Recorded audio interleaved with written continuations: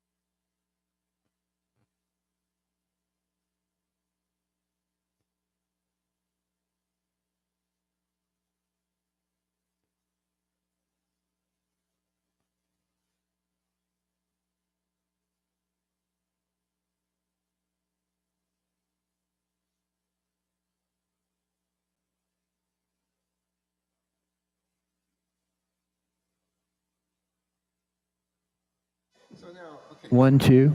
Oh, here, talk it. Testing 1 2 3 4 5. Testing. Testing 1 2 3. You're hearing it?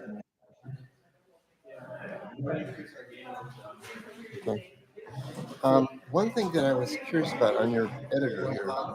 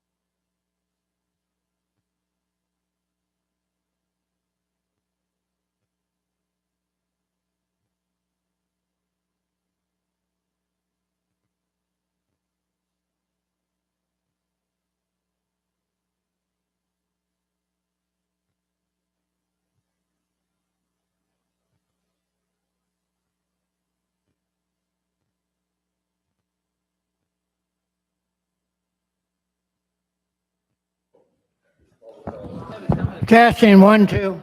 We're going to start the meeting. Hello? John, we're starting the meeting.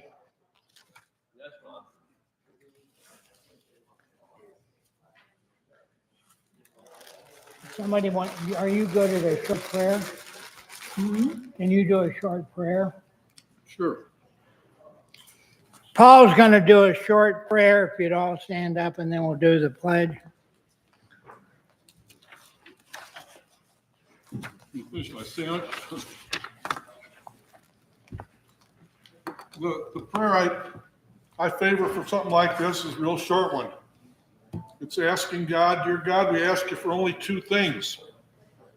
We ask you for the wisdom to know what to do. But that's not enough, because we also ask you for the courage to go do what you tell us we need to be doing. Amen. Thank you. Alan's going to have us do the pledge.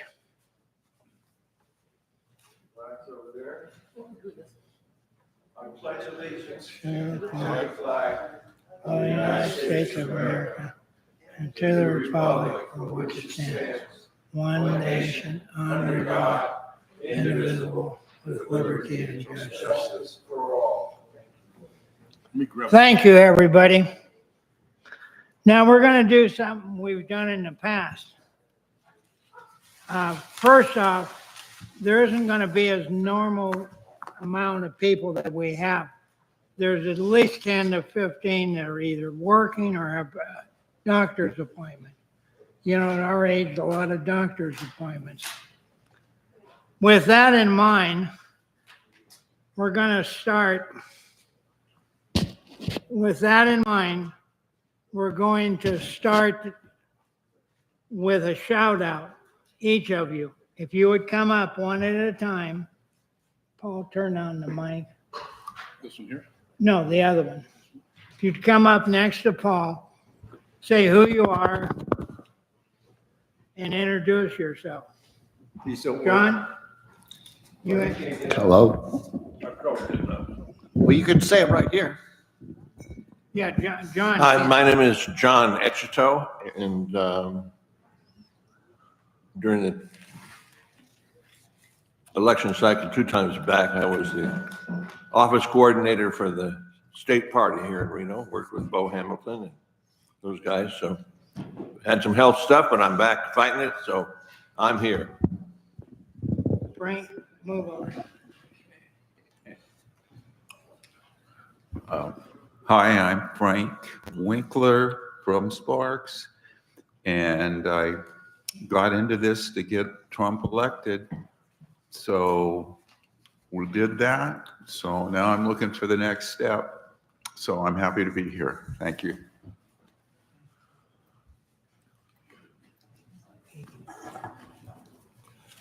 I'm Alan Munson, and I'm also from Sparks, part of the Central Committee, and also worked very hard for President Trump, and so thankful for that, and love the fact that we have this Redmove, and we have an awesome speaker today, so thank you, and look forward.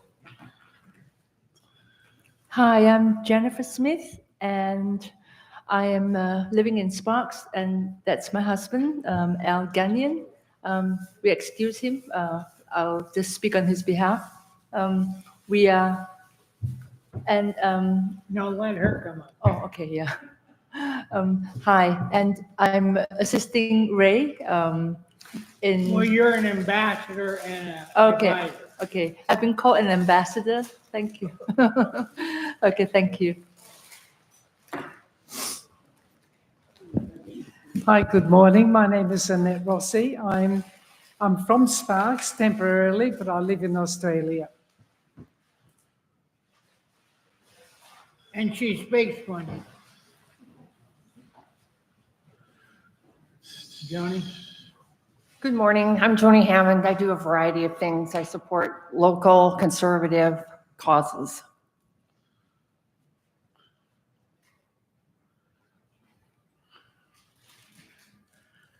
Hi, I'm George Taylor. I live in Reno, and I was a very active campaigner last fall, but we didn't win.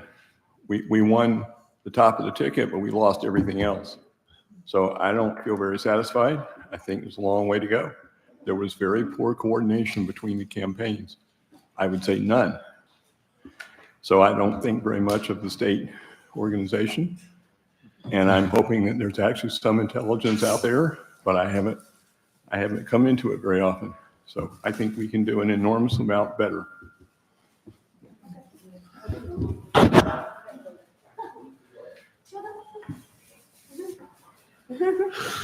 Well, good morning, everyone. My name is Liz, and they say I'm an ambassador of this group, and I'm an ambassador of the Republican Party everywhere, right?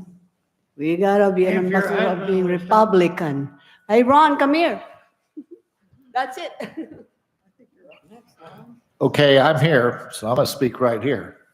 I'm Mon Bertolucci. I'm one of those California refugees, been here since January 2014. My wife, when she was alive, we both moved over here then. I really like the area. I like being at 4,400 feet. And I know a lot of the folks here. I enjoy being among people with common ideas. Attend a lot of different events with my friend here, Elaine.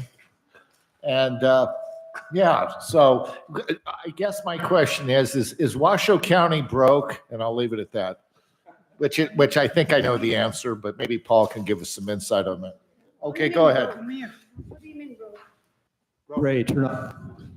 Introduce yourself after they get. Hey, Ray, turn off your mic. Ron, Ray, turn off his mic.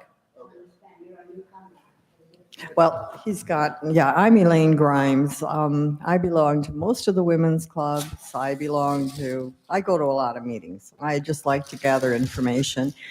And the past year, I've been spending quite a bit of time at the county commissioners' meetings. I often stay for the whole thing when I go, and trying to just understand how they do business, who's calling the shots, what's actually going on. And my next project is to really explore the Washoe County checkbook, which is now available online, and you can actually go down and see who they write the checks to.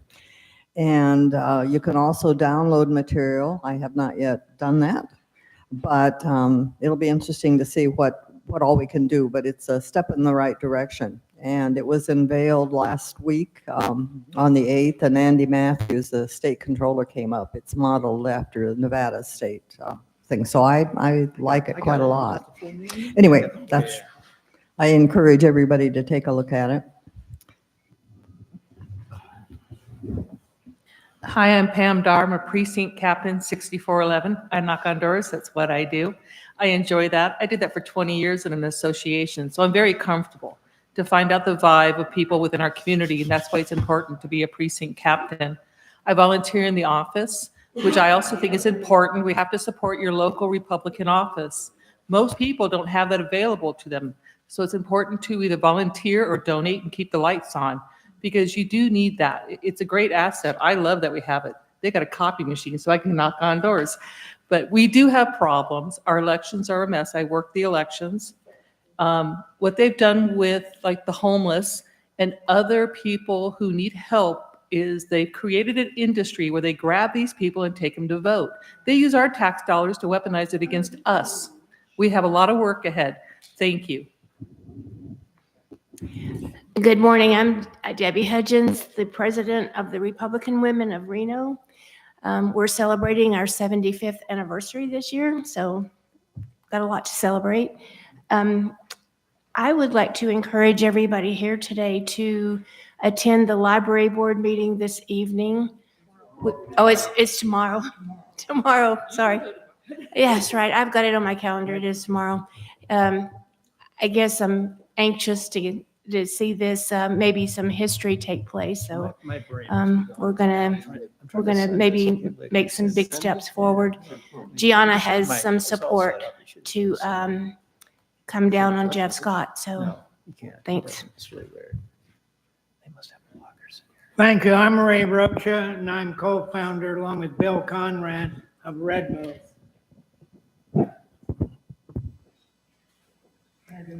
I'm Paul White. Our organization's called Education Crusade, and I look forward to sharing with you a lot of things I don't think you've heard today. With that in mind, I wanted to do 2 shout outs. One, Karen Conrad is our treasurer. Karen, stand up. She keeps the place going. And Bill Conrad and I will do the podcast with Paul, mainly Bill. And there's one that didn't enter. Grady, get on the mic and introduce yourself.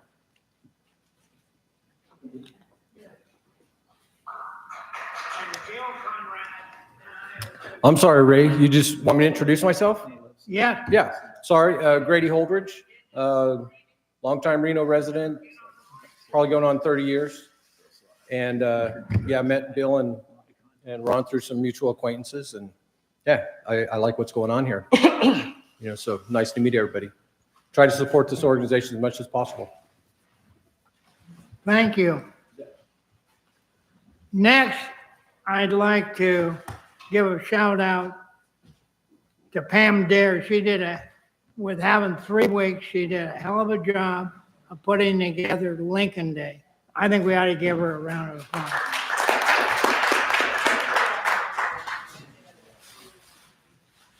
Because the chairman had resigned. The person that just walked in is Tom Pink. He's signing in. One last thing before Bill takes it over with Paul doing the podcast. As a courtesy and out of respect, I'm going to ask you all to be silent when the speaker is talking. No chit chat, and I'm a biggest offender.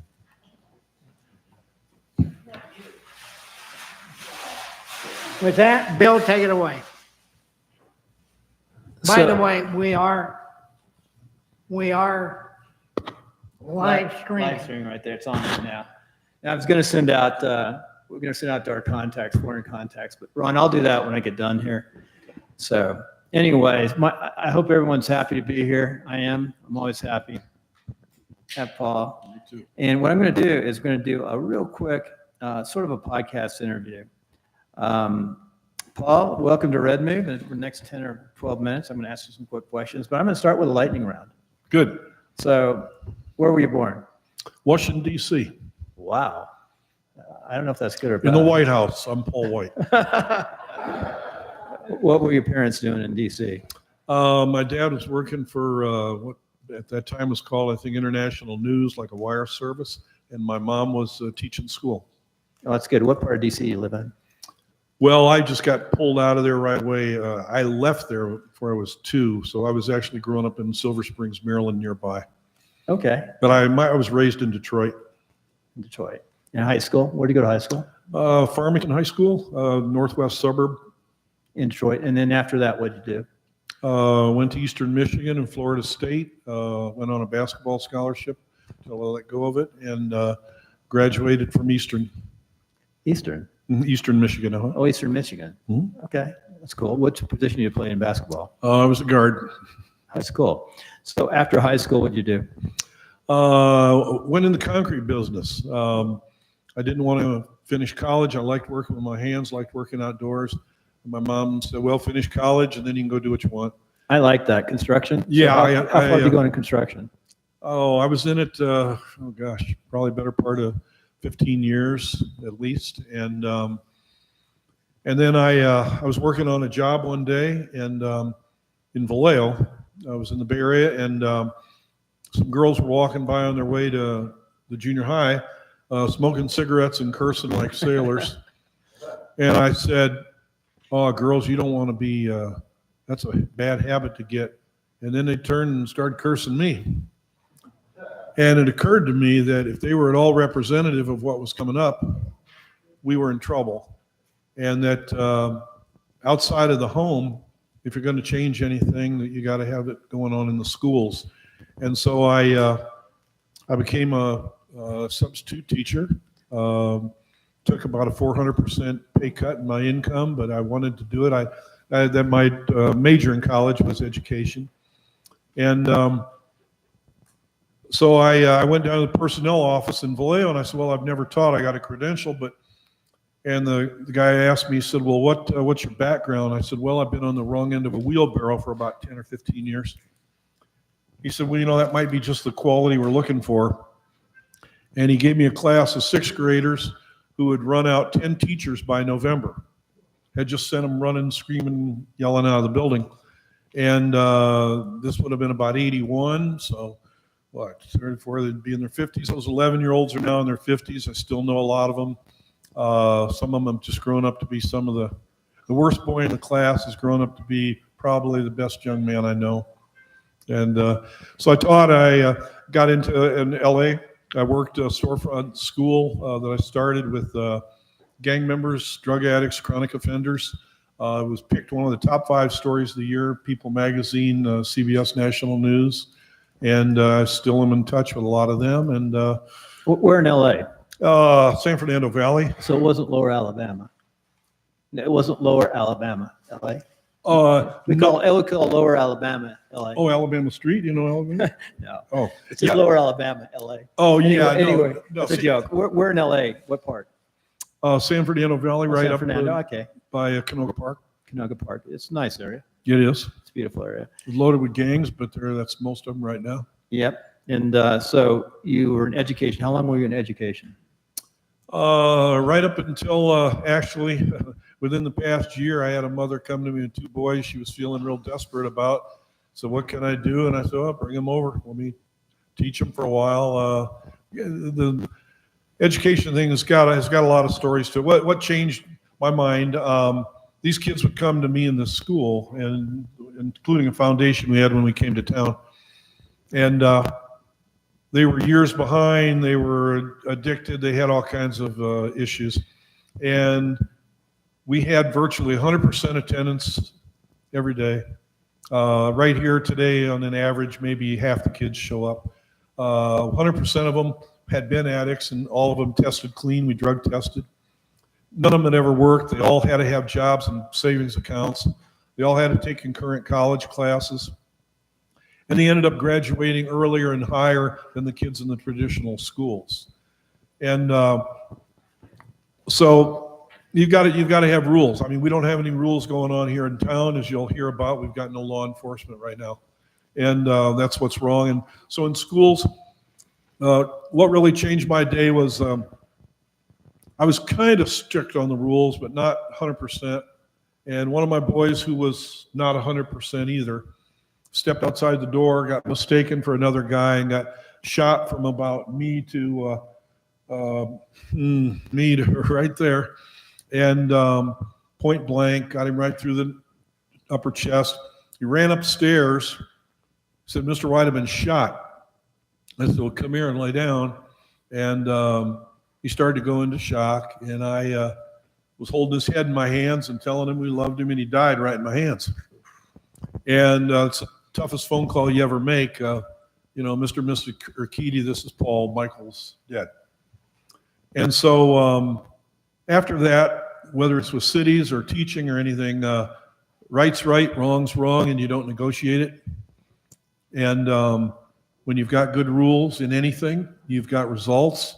And so that's just, we've seen many I'm going to ask stories. 3 or 4 more questions. My next question was going to be, what's your best day and worst day? But I think you just said your worst day. I can't imagine a worse day than that. It was worse, but also in a way, best in terms of best learning experience and having to realize that you, well, a lot of you mentioned Trump here.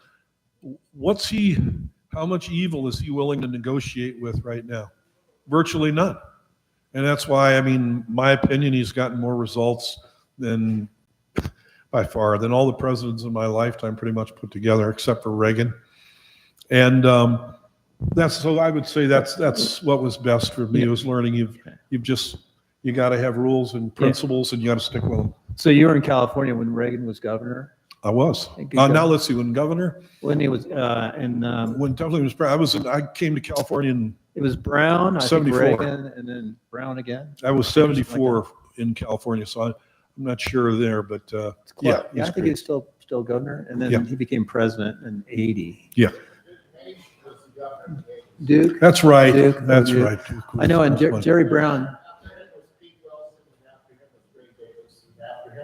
Arnold, yeah, very good.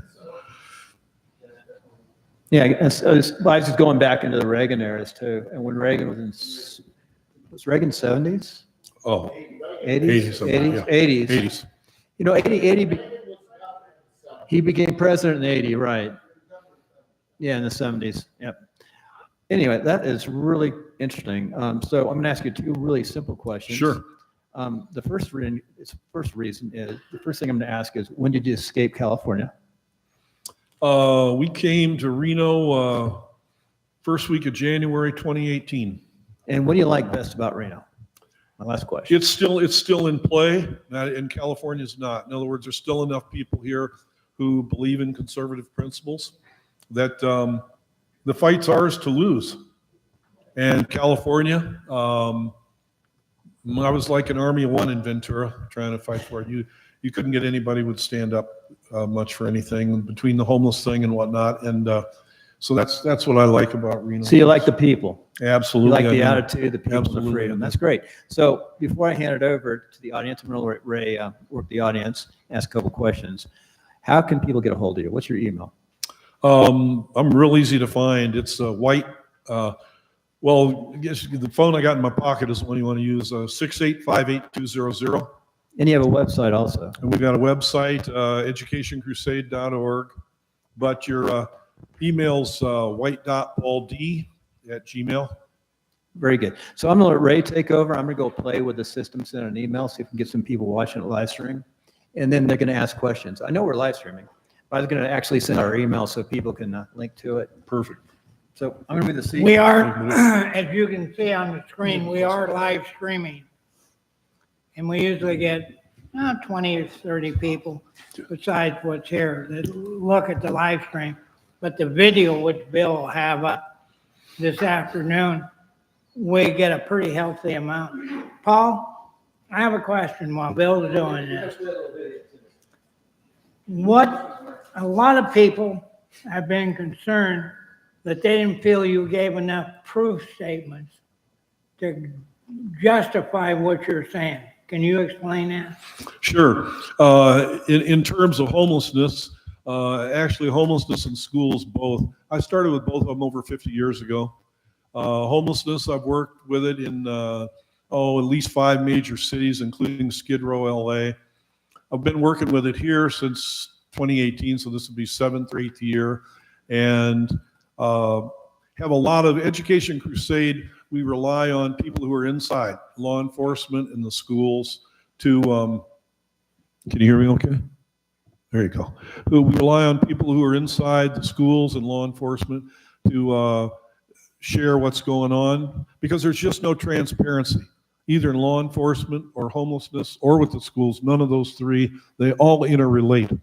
And so, to answer your question, Ray, it's, we go with the people who are there. They won't release, in the school's case, they won't release information. In law enforcement and with the county and the city councils, you've got to scrap and fight for it. But it's like, in math, when the problems get super hard, Einstein level, you don't have to prove you're right. Somebody else has to prove you're wrong. I offered both the mayor and the school superintendent. Robert Beatles offered him $30,000 to debate me. They wouldn't do it. And I always encourage them. This goes for the homeless or any of this. Tell me what I'm saying is wrong. In cases of what we write about the library, we've been right there. All you've got to do if you want to check out what I'm saying is give me a call and come take a ride with me for a little bit to some of these places and things that we talk about. Sir. Sure. 685-8200, 24/7, that's my phone. And white.pauld@gmail is the email. Paul, White.Paul, D like Douglas, @gmail.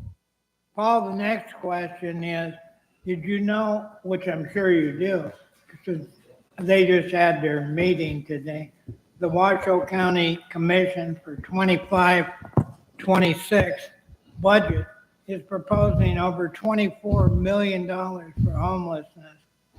And they're already 12 million in the hole. Right. Well, if you look at this, I passed out, this is running front page in Nevada Globe today. It's my op-ed.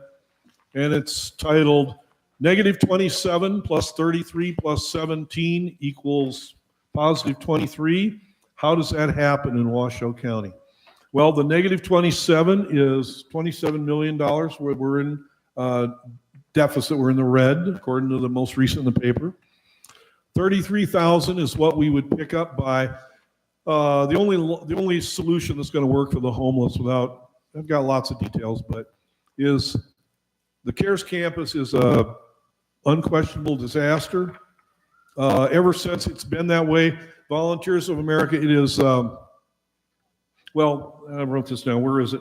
What's wrong with the homeless problem is it's the wrong funding. They get it from the feds. And what's wrong with that is it leads to the wrong rules. When you get federal money for homeless, called low barrier, you cannot require the 4 things that fix homelessness, namely sobriety, tested, employment, behavior, and got it here somewhere. Good golly. Well, those 3 basically. You can't make them work, behave, or be clean and sober. No program in the history of America, the solar system, has ever turned out one successful person with this without having those rules. And again, I've offered all kinds of opportunities for VOA, who controls who contracts with the county to run it, with the commissioners, with the city manager, anybody, to debate this. The video you're going to see is Grant Denton, who's kind of their poster boy, former homeless guy. And I know him, we're friends. He's the worst thing that could be happening to it because people hear his backstory and think there's credibility to what he's doing. There's none. They're getting no results whatsoever. Whereas you go up the street for the past 60 years where the Sparks Gospel Mission has been, they run on a shoestring. Everybody's clean and sober. Everybody works. Everybody behaves. I spent a lot of volunteer hours there. And the county needs to get out of the homeless business. They don't know anything about it. They don't care anything about it. And they won't go in there. They can't do an unannounced visit. We've done unannounced visits. We had people who support us stay overnight there. I went in there. Our last guy went in, staying overnight. He saw 10 machetes and 3 pistols. This minister in town, his wife's working with several women in there who've been raped on a regular basis. They're afraid to say anything about it, that they'll get kicked out. The staff sells fentanyl to the clients. And see all these things I'm saying. If they aren't so, why aren't they coming forward and saying something? Because we've got so many people on the inside telling us this, along with what we see ourselves. So anyhow, the only solution for the homeless problem is for the county to cede over the land, buildings, everything, to a collaboration, of local churches, a nonprofit foundation, have it be headed by Gospel Mission and Victory Outreach, who have done this for years successfully. And the first thing that would happen, and if you look on this sheet that you got, it was a recent op-ed I wrote. It says, Reno's homeless crisis exposed. Only 10% are truly homeless. 90% choose that. If we've got approximately 2,000 supposed homeless right now, it'd be stretching it to say we've got 100 legitimate ones. 50 years in working, more than 50, with homeless. I've yet to meet one legitimate homeless person. By that I mean taking advantage of every resource there is, and just can't get off the street. My standing offer with the council and the commissioners is you can't give me anybody who's clean and sober and willing to work and obey the law that I can't have off the street, employed and housed in less than 72 hours. I've done it repeatedly, and they run in terror from it because they know we're telling the truth. Most of these people over here, they're not homeless, they're not houseless. That phrase makes me want to puke, to be honest. These are hustlers and scammers and addicts and criminals and sex traffickers, and they'll tell you that. You meet a lot of people in 50 years of doing this. We are loaded with resources. We are loaded with opportunities, and all that we have is at the community, at the CARES campus, you got think of a triangle. You've got the government, who's making their, quote, management fees off all these tens of millions of dollars of grants, and all the needlessly hired civil workers, government workers who are making money. The second part of the triangle, you've got all the NGOs who are making a ton off of this. Grant Denton's one of them. And then the third group you've got is, well, let's say four. We'll make it a rectangle. The third group would be the community. We're just seeing the numbers explode and the crime go crazy. And then the fourth group are all these pathetic addicts, mostly criminal, on the street, and they're just rotting. We're allowing them to rot. We're not forcing them to get help for the drugs. We're not requiring them to work or obey the laws or anything, and they just sit there and rot and die prematurely. And they are basically like fodder or feed for the two groups that are the county workers and the NGOs who are making money off them. So what needs to be done is the county needs to totally cede it over to this collaborative group, nonprofit of the churches run by the ones who have done it. They need to cut the contract with Volunteers of America. They need to eliminate every NGO we've got. And so your choices in Reno would be two. If you're in Reno and you're on the street, your choices would be one, go into any one of a bunch of good private programs that all have the rules you need, or you can go into the what would be then the church-run CARES campus, or you say, well, I don't like rules, which is what most of them will tell you, and good for you if you can live legally without it. And they know that if they're breaking the rules, you're going to be arrested. Right on my phone here, I've got a photo taken this morning at the off-ramp at Wells and the 80 as you're going west, I guess. And here's a very well-fed guy sitting there with his sign. Anything will help. Right behind him is a sign saying city ordinance, no panhandling allowed. And right behind that was a police car waiting at the light to go somewhere. Now you may say, well, why aren't the police arresting them? Well, how about because, and again, where's this information coming from? Within the past few days from RPD and the Sheriff's Department both. The District Attorney, Chris Hicks, it's an elected position, and please remember that in 26, has sent out, let it be known to law enforcement agencies, we don't really want you arresting these guys. We want giving them an arrest warrant. In my spare time, I work with one of our supporters clearing homeless illegal squatters off private property for private owners. And we cleared about 200 plus acres last year, of about 30 or 40 of them. And one morning before I got there, my partner with this was there. And long story short, we were in the process of clearing about 40 homeless out. One guy said, no, I'm not going. Well, what happened? He threatened to kill my friend 3 times, dropped his pants twice, grossly exposed himself twice, sicked 3 big dogs on him, got his vehicle, went up and slammed into his truck. It was out there off North Virginia, out in the near BLM land. Did 20,000 damage to his truck. Then pulled around behind him, started pushing, trying to push him into a ravine where the truck would have flipped multiple times, could have killed him. Police came, RPD took a good report. And then when animal control came, as we were clearing the camp, and they found remains, and they said this guy was torturing numerous dogs to death. And so the police said, yeah, he's got an armload of felonies here. This would be probably at least 10 years.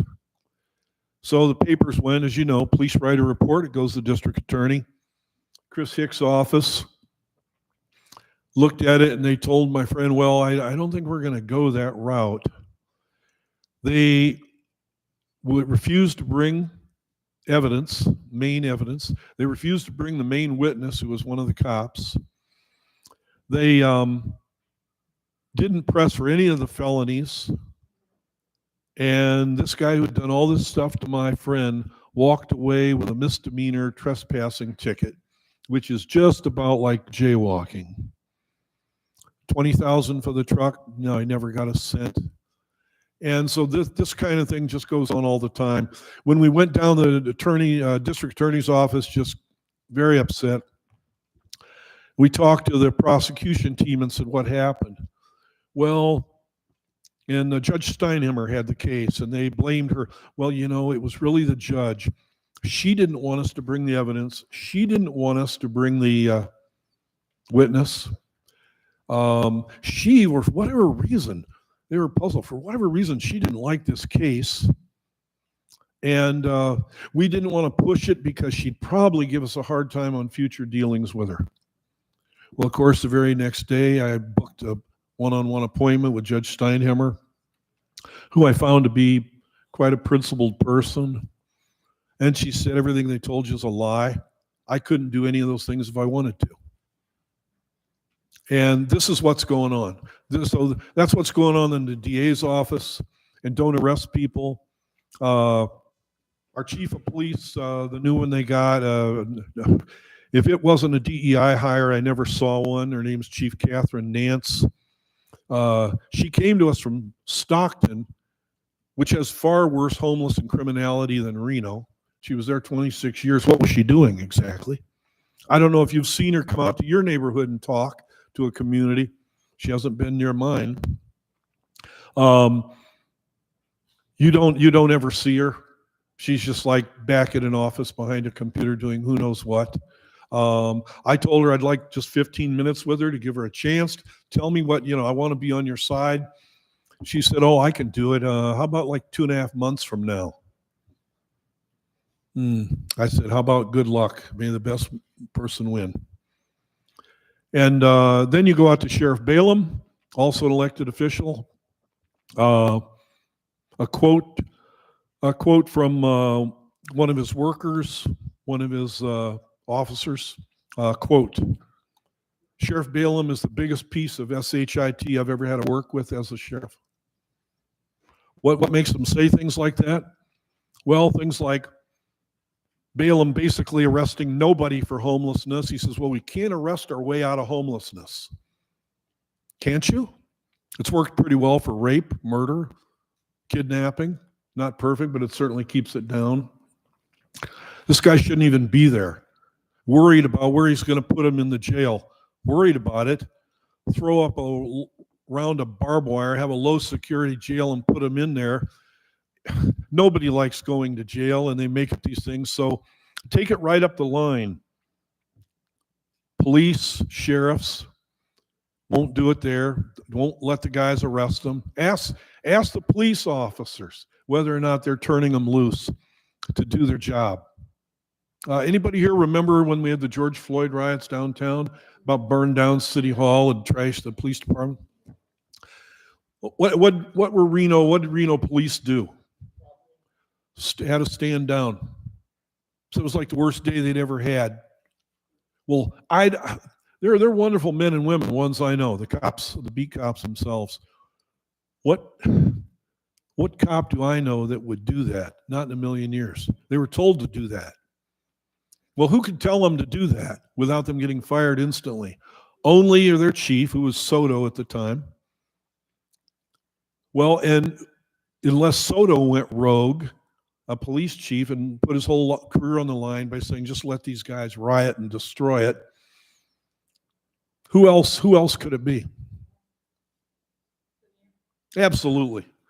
Mayor Sheevy. And I sat right like this with her in a private meeting I had with her. And told her that, oh, there's no way I would have ever done that. There's no way I told them to stand down. Well, it's kind of like you remember Clinton, right? It depends what your definition of is. Well, Hillary probably graduated from his school of communication. And so, absolutely, there's not a police officer you'll much that we were going to citizens arrest coming Saturday.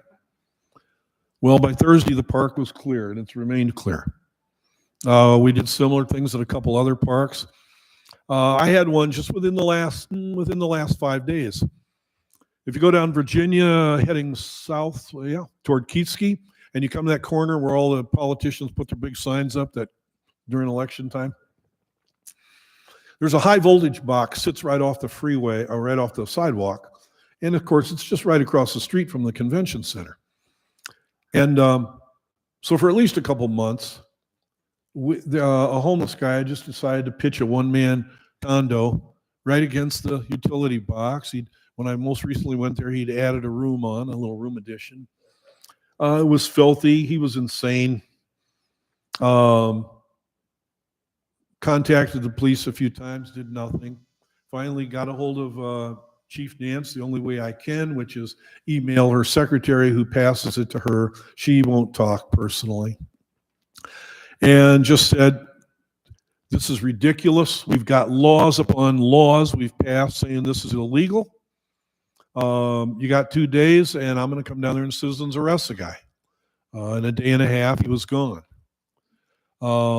We had a homeless camp back last October, right off the back fence of where GSR has all their RV camping, right on the river.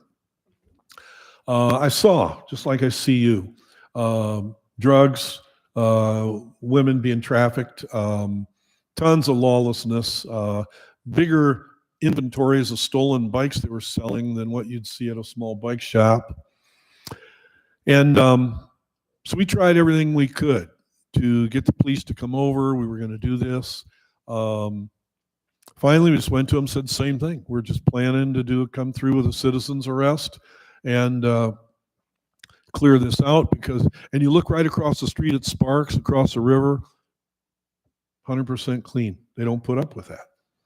And Reno's got a million excuses why Sparks isn't really doing it, and Reno's much tougher, and on and on and on. It just doesn't wash. Anyhow, within just a few days of telling them we were getting ready to come in there, they cleared it out completely. Another one was recently, if you come up on Sutro. Paul, why don't we do your video? Yeah, shoot. And then, because we want to stay on schedule, then we'll open it up to the audience. And I would ask one question right after your video, if you keep it within a minute or two. What's the next step? What's the solution? Absolutely. So let's watch your video. And I think it's right here. Oops. My video was done at the. This was done at the Auto Museum March 20th. This is just like a little overview excerpt from it. We're going to watch 2 minutes, correct? Correct.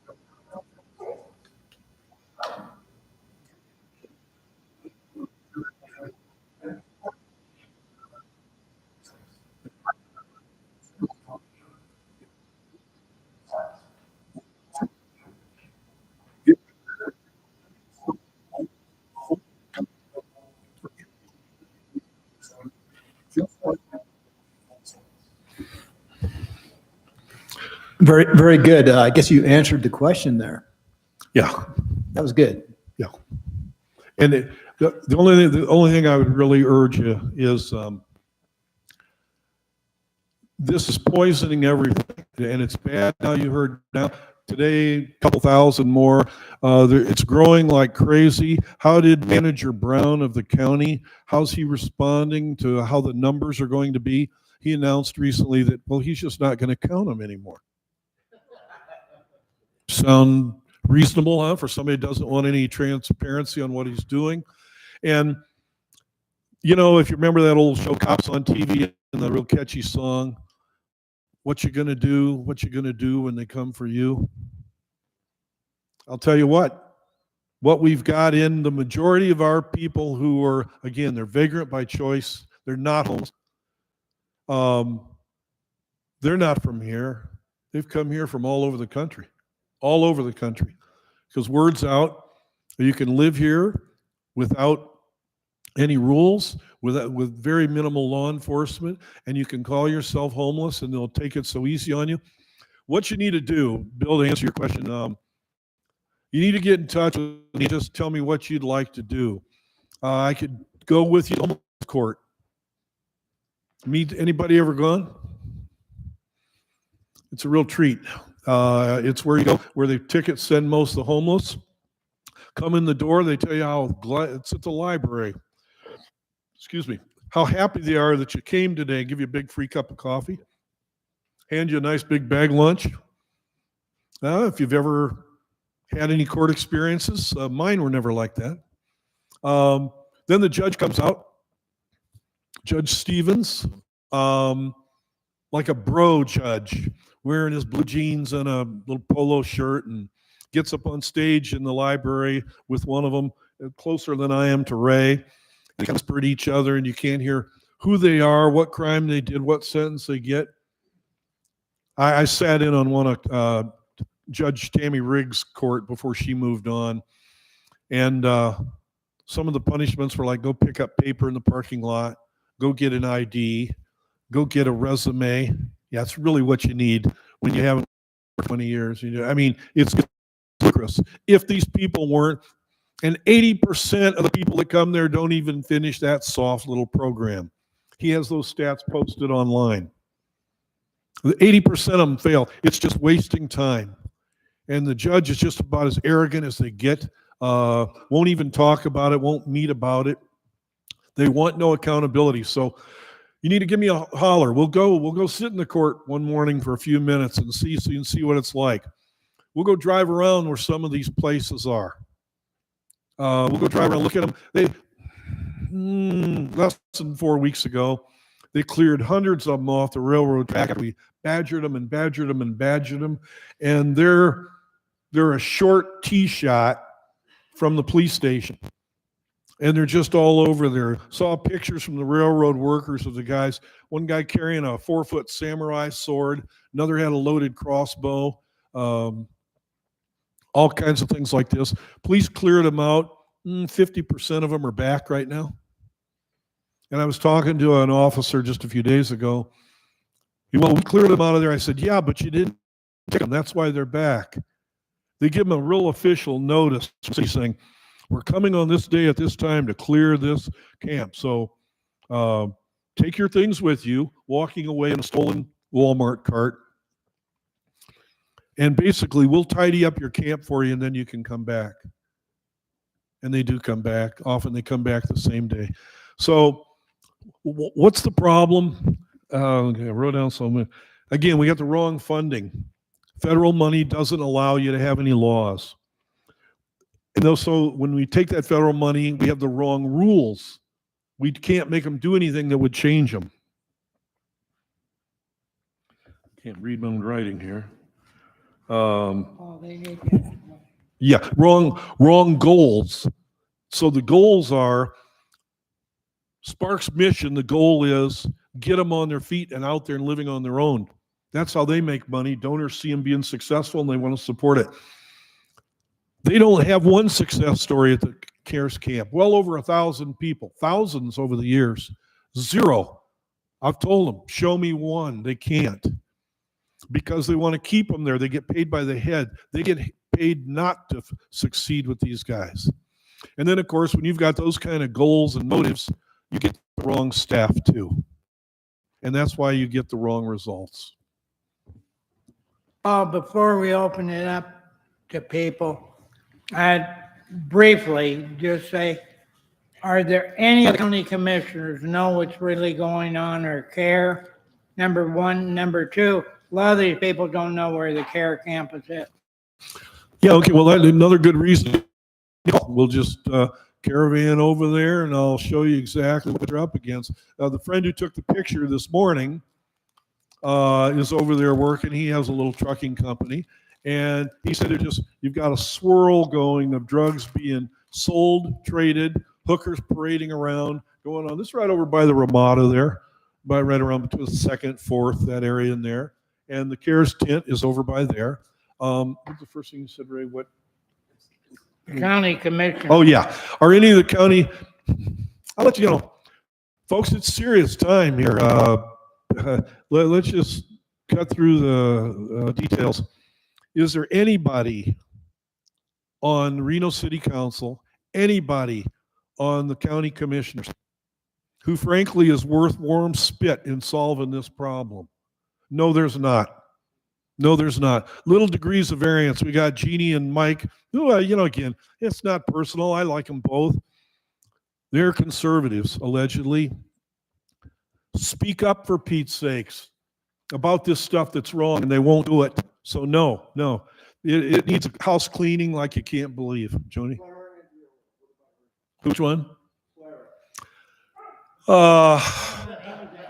No, I've met with all of them individually and told them not one of them has stuck their head in that tent to see what's going on with those 700 people under one tent. And no, they won't go. They won't. Like I say, are they pleasant individuals? Sure. That's not going to save our bacon when we get 30,000 homeless people in this town. Mon has a question. Go ahead. Ron did that. Mike, by your mouth. I've got two observations in listening to this. I've had many meetings with Paul White, and I think he's a tremendous individual. Number one observation, it reminds me of the old saying, if you subsidize something, you get more of it. If you tax something, you get less of it. The reason we have a housing problem is because we subsidize it. Therefore, or a homeless problem. To solve the homeless problem, you need to tax it, because if you tax something, you get less of it. So how do you tax something that's homeless? You can't. So it brings it back. If you subsidize something, you get more of it. Okay, second observation. I'm listening to this, and I want you to critique me on this. This whole homeless operation sounds like a government-sanctioned money laundering operation that's been made legal by government. Hmm? Any critique there, what I just said? That's true. Can I say something? Hold on. Alan's next. Use the mic. Yes, it does. There you go. You're on now. Okay. So it seems like the problem is with part of the problem is with with the federal government. So have we talked to Amadeo? He'd probably be better, but then to the two Democratic senators, just to inform them, help them to see how it's not really working. That it works when we have some rules and have people follow them and want to get help. It doesn't work. 90% don't want help, so we shouldn't be subsidizing them. But what do you think about trying to stop the federal dollars? And my guess would be that would come through our federal officers. Well, again, if we like what President Trump did in his first term and is doing even more this time, who can you find who's in the system who really agrees with that. I couldn't name you anybody on either side, frankly. It's people who still kind of had their soul a little bit, whether it's a Hegseth or a, who's the border guy? Holman? Oh, Holman, yes. Yeah. Or guys like this. So how clued in are our two senators? They were happy that they were trying to push for more federal funding. Yeah, I know. Yeah, which would make it worse. How Mr. about Amadeo? Yeah, Mr. Amadeo's a nice guy. Do they know any help to this? No. If you remember years back, got to go way back, cartoon called Pogo years ago. And the one character says the famous line to the other one, we've met the enemy and it's us. And so if anybody, or they've been asking in Washington, what's Musk doing around here? What did he ever get elected to? Well, the answer to solving Reno's problem is not going to lie with the city council or the commissioners.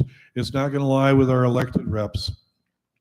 It's going to lie right where it started with the 3 words in the Constitution, actually in the preamble, we the people.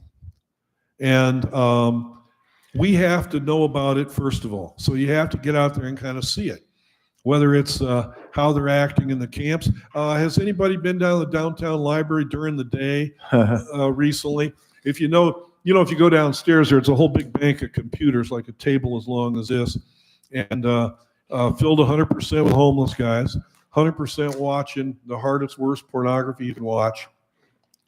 And we did a sweep with a black light on the carpeting underneath. So I assure you, watching them is not all they're doing.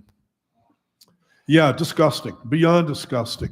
How about if you send your kid into the bathroom at that downtown library, one of the homeless guys has peeled his clothes off and given himself a little bird bath there, which happens all the time. See, so we've got to become aware of what's going on. Then you'll want to get in and fight with it. Yeah.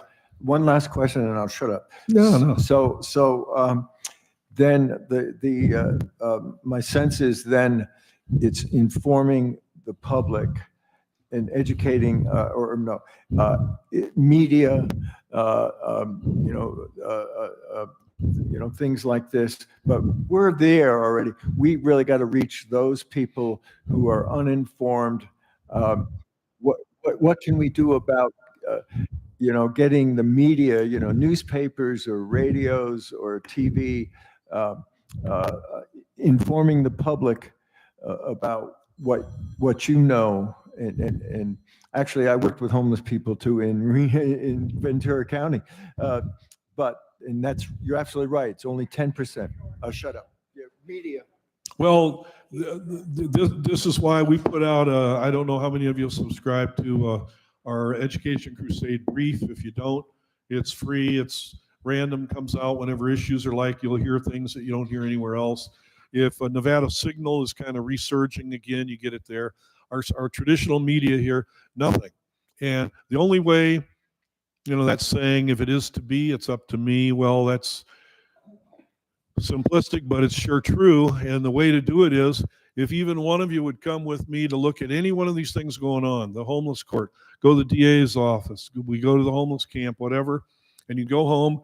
And I wrote this yesterday and it's front page today. Nevada Globe, we're fortunate to have. They'd run anything any of you have got. Yeah, if you'd come home and just write a little op-ed about what you saw, and it'd be running. And enough of us do this, that's how you make the difference. Yeah, Paul, how does our homeless situation compare to that in Clark County? Put it up. Yeah. More population there. They've got more of them out there, Deb. I'll tell you how their library situation compares. They don't have any porn in their libraries. And allegedly Wednesday night, they're supposed to get rid of the director who's been allowing this. So if you got nothing else to do Wednesday night, or even if you do, hope you show up. The Board of Trustees has been incredibly weak in doing this, and hopefully they're going to take a stand. But the homeless thing down there, it's more spread out, the town. But there's still, I don't know how many of you, anybody aware of the mole people in Vegas? The mole people. There's a few thousand of them, live about 30, 40 feet underneath the strip. Down in the pure dark. Oh yeah. There's articles come out about them all the time. And there's just everything under the sun goes on down there. And then they live under the overpasses and whatnot. And well, here's a statistic you want to know about Clark County. In the whole state of Nevada, we've got 1,600 legal sex workers. Seems like a lot, but maybe for a state, not. 1,600 of them are within the law. Clark County is not one of the counties that allows any legal sex workers. None legally. How many prostitutes, active hookers you think they've got working in Clark County? How about 30,000? 30,000, 10,000 of whom are underage kids. Well, where was our governor when this was going on this whole time? I've never heard the words come out of his mouth that he addressed anything. So believe me, you just want to say whatever area of the homeless thing would interest you, please get a hold of me. Let's go over there, sit down and write some. If you're not really into writing, I'll help you write it or whatever. And if you say, well, maybe this old group of homeless guys will die out on us and it'll be gone. No. Who do you think is incubating the future homeless in Washoe County? Absolutely. 4 characteristics of homeless, predictors of it. Years of involvement in drug alcohol abuse. 50% or more of our secondary kids are using it in school every day. Low quality of education. 65 to 85% of our kids are functionally illiterate. No work experience is a predictor.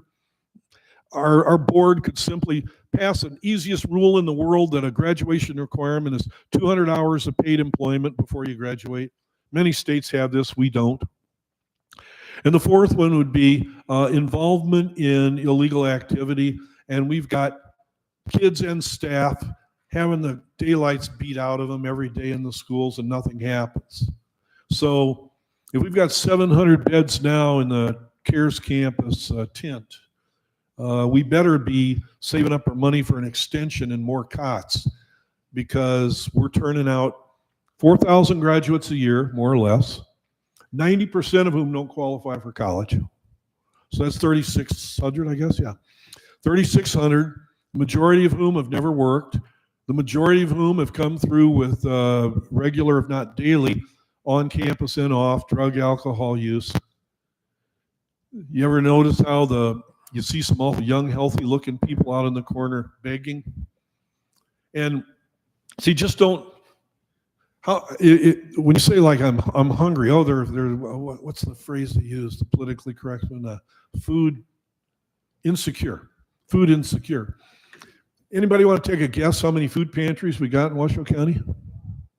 How about 60? I talked to the food bank less than 2 weeks ago. And the most you can get, you could go to every one of those 60 pantries every week and get enough food to feed you. And they're telling us we're short on food. I could get my phone now. If one of you said, Paul, I need a job, what can you do? I'd call the employment service, any one of 20 of them here in town. I'd say, I got somebody who's clean and sober, is willing to work, got a good attitude. They'd say, bring them down tomorrow. I'll have them working the next day. Okay, 2 more questions. One Liz and then Jennifer.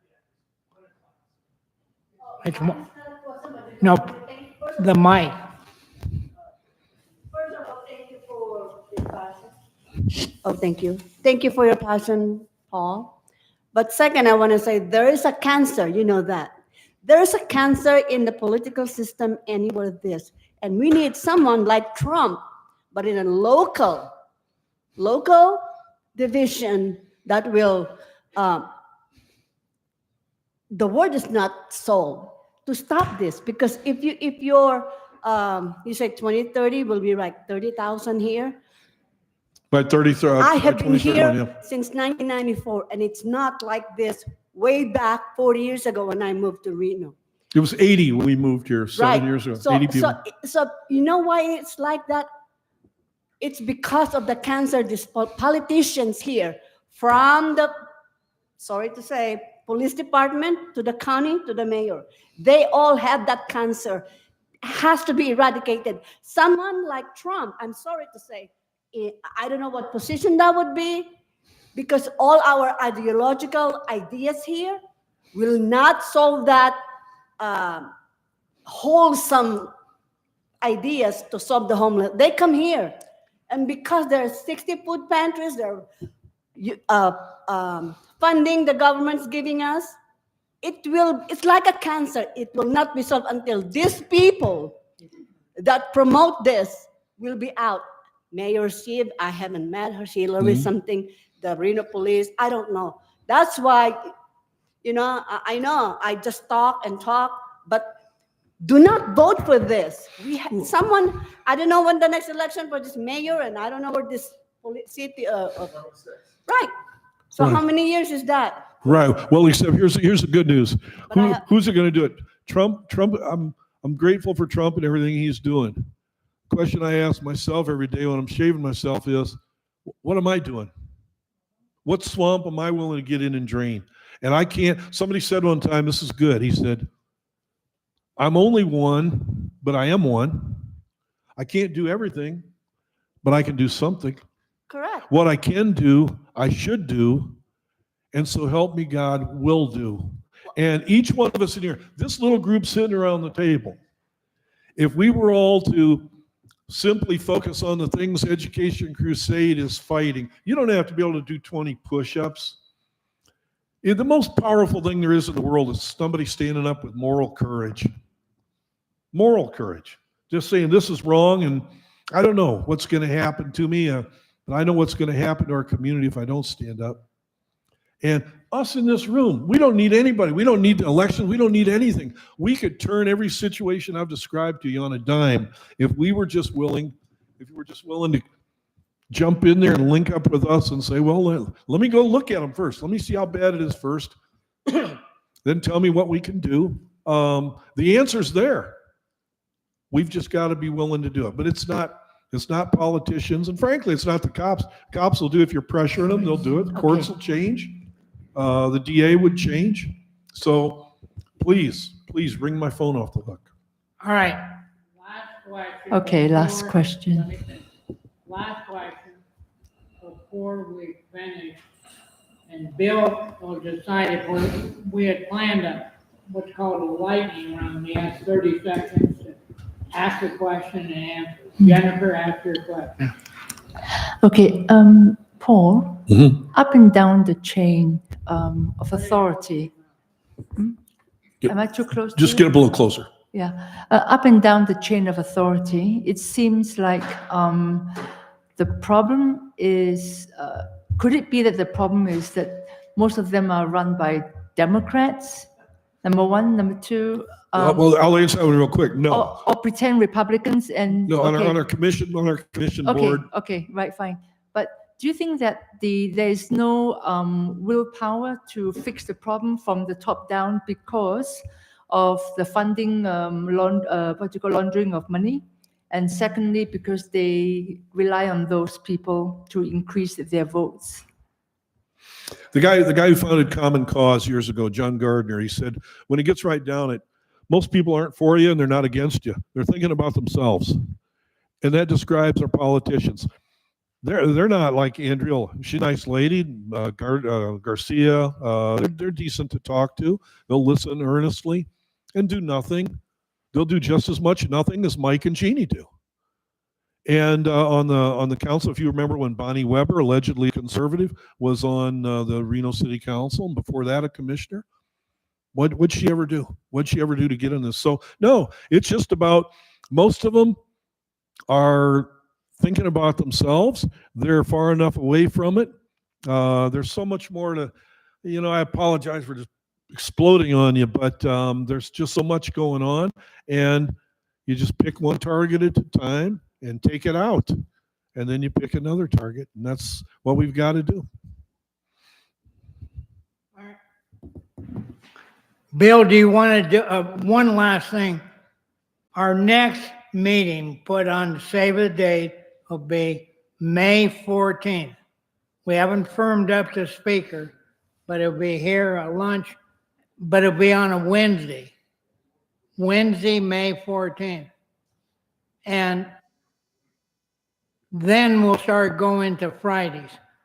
Thursday for dinners, because we will do debates again this year. Redmove, Next year, or next year. season starting next night. Bill, do you want to do a No, lightning? we're not going to do, but if anyone would like to stay, and I've got one question for everybody here, and I'd love to have your input. If we just like stand in line real fast, and like everyone can take off now. But like in a couple minutes, if you just sort of say, what's some of the ideas for solutions? Also, I'd like to get the candidates, anybody who's a candidate anywhere, maybe 2 or 3 at a time, get them in here and really limit how long they can answer a question, but everybody start asking them questions quickly and then limit it to 30 seconds and they'll get to be better candidates. Of course, they have to be Republican candidates. By the way, if you look at our text up here and put down things, for Liz, the answer was vote Republican. There is a difference, folks, between Democrat and Republican. The Democrats are absolutely corrupt. Only about 25% of the Republicans are corrupt. And I served in city council, vice mayor. I worked with NGOs overseas, and I saw the corruption firsthand. Bill, do you want to do a lightning round to let people go? Just come up. What I'd like to do, if anyone would like to just come up and just sort of, in this mic right here, what's the solution? There might be other ideas out here. You know, public safety is the first responsibility of government, and one of the elements of public safety is the homeless issues and the crime. But you also have the gangsters out there, and the gangsters are very dangerous, and the robbers, and they blend together and they use each other too. So there's a lot of elements in a city council or government. You know, one thing that really bothers me is we don't have Republicans in city council here. That's insane because there's a lot of Republicans here. So. Do you or do you not? Go ahead. Everyone can take off this talk, but just come up and. Okay, we're talking about solutions. We can take off if you need to take off. Go ahead. Okay. What's the solution? Well, talking about solutions, perhaps in voting, the DA, the judges, sheriff, all these downline positions, I think, be involved in the campaigns, the funding, and the voting, not just every 4 years or every 2 years. Yeah, you got to get people who are willing to fire city managers, county supervisors, county councilors, things like that. Unfortunately, the incentive structure set up the way it is, the only time that we're going to get change is if we have a groundswell from the people. So talk to your neighbors, talk to your friends, and ask them 2 simple questions. Is this going the direction you want to see it going? And then ask them, if we continually lower the bar, making it easier and easier to opt out of the system, to not work, are you going to get more or are you going to get less homeless? Maybe they think about it. Maybe they change their minds. Next, anybody else? Deep solutions? I think it's a good idea at the end. I like at all our events, if we have a solution or a speaker, it would be good to have your input. And I think coming up here is an interesting way to do it. It's like we have more input. It's good. Republican women. Vote Republican. We have a group that's trying to change the way we do our elections.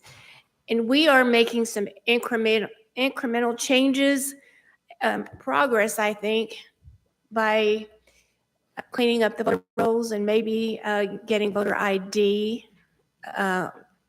implemented. That could happen very soon.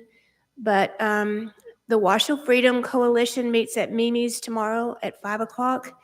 And we have a large group. It's a coalition of a lot of different groups that are coming together to select candidates, get behind and support one, even in the primary. Because what we've done in the past is have so many people running for the same office that we split the vote.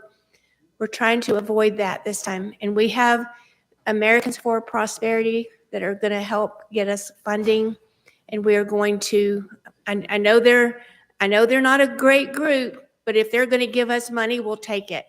So we are going to try to make a change by improving the way we do our elections.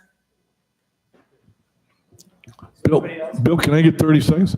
Yeah, just. And Paul, thank you. Also, Paul, I want to thank you from Redmove and all the folks and all what you do. I know that's a lot of work. Well, it's really a pretty simple thing. You might wonder, well, what are you going to go do tomorrow, Paul? Well, I didn't know. I went over to pick up these flyers before I came here today. at the business where I picked them up at. The business owner said, well, we've got a group of homeless folks down just off the edge of the parking lot, and they've been here months, and they won't do anything to get rid of them. And one of the women working for her said, well, here, look on my phone. Look at these pictures of all these. And there was maybe 3 dozen out behind the warehouses there out North Valley. A whole big, huge area of them just living there. Okay, well, tomorrow, first thing I'm going to do is just quick phone call, find out who owns the property, find out from the 2 women who are complaining what exactly they've done, who they talked to, and just I'll take my phone and with my partner there when he's not driving his truck, and we'll find out what's going on, and then we'll just we'll contact the sheriffs and the Reno PD and say, well, what are you doing here about it? And I'll show up at the next commissioner meeting and city council meeting and say, here's what's going on. Why haven't you done anything? Why haven't you done anything on this? And I guarantee you, it won't be that long a time and both of them will be gone. Now, are there dozens and dozens of other places around here like that? Yeah. Again, I can't do everything. I can do something. And so that's it. I'm just going to, rather than sit there and curse the darkness, I'm just going to find something I can do something about. And the more of us that are doing that specifically on this stuff, quicker things will change. Again, thank you from Ray and Bill and the rest of Redmove ambassadors and everything you do. It's off season, so great. But we'll see you guys next month. May 14th. I may be here. Thanks.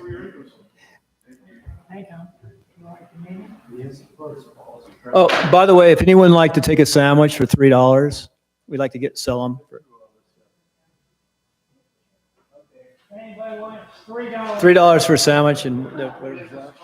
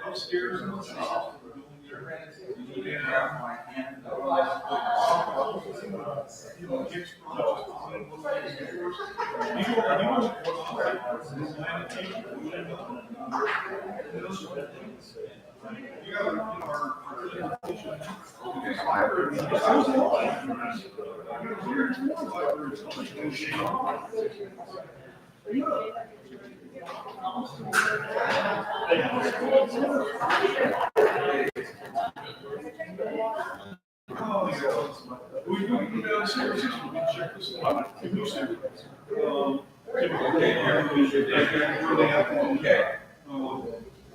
15 people in there, including mothers and a few little preschool kids. Half of us are and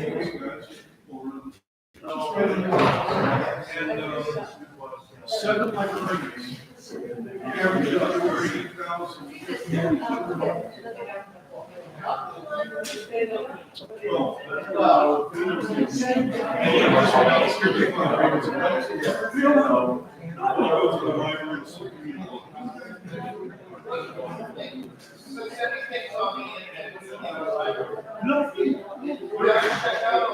Shut up, and put that money for the deficit, and you get rid of, we call this digital register follow. That's all that is.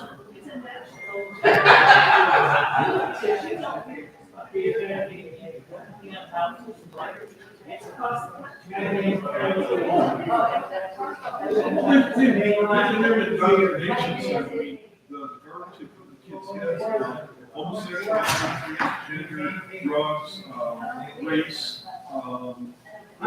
poison. This just got a heavenly person twice. He could be.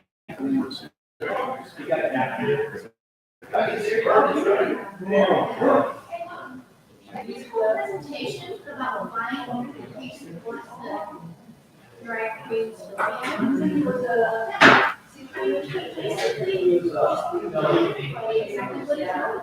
Well, I met with him twice. We had a year ago. Bible rules for children, parents.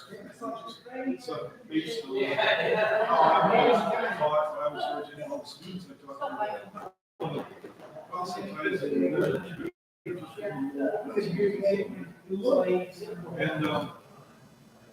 And I told Scott, I said, well, I don't like to book a room, just like the transfer station. I said, you guys, I'm just done with the movie business. So what did you say again? What you said? I don't need it.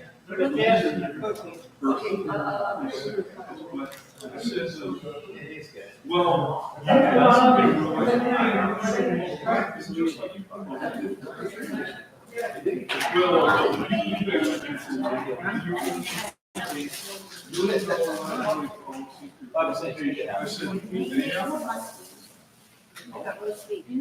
And so this is how we're gonna get done. There's one play. Again. It went over.